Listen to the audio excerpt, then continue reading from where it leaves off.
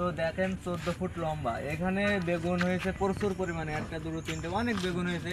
তো এখান থেকে হলো 1 কেজি বেগুন তোলা হয়ে গেছে, এখনো বেগুন আছে। তো আমি এই গাছটা যে লাগিয়েছে তার সাথে এখন একটু কথা বলবো। এদিকে আসেন মুরব্বী।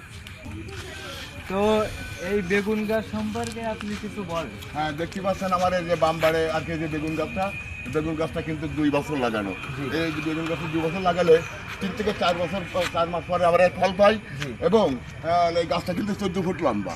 এই বেগুন গাছটা এত পরিমাণ বেগুন হয়, আমরা তো অবশ্যই একদিন অন্তত খাই।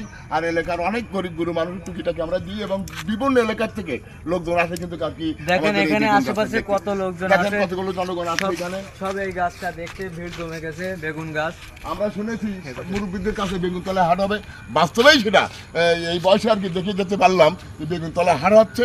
এবং দেখেন আমি যতটুকু লম্বা আছি, আমার ছাড়া এখনো 2 হাত উপরে বেগুন গাছ। আমিও আপনারা সেটা দেখুন। এই কথাটা প্রথমে বলছিলাম যে বেগুনতলা হাট হবে, 14 ফুট লম্বা। তার দৃশ্যটা আপনাদের মাঝে দেখেন। শেয়ার করলাম। দেখেন এটা হচ্ছে আপনার তালা, সাতক্ষীরা জেলার তালা মাঝিয়াড়া গ্রামে।